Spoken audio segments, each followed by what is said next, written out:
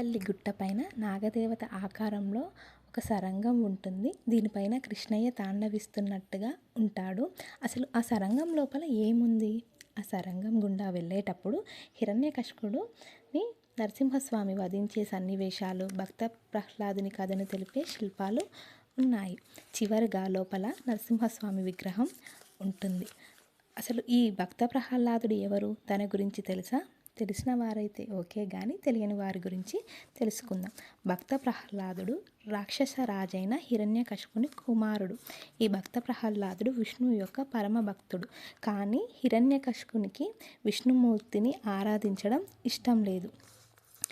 కనుక ప్రహ్లాదుని తండ్రి ఎన్నో రకాలుగా చంపడానికి ప్రయత్నించినప్పటికీ ప్రహ్లాదుడు తన భక్తితో నరసింహస్వామి ద్వారా రక్షించబడతాడు.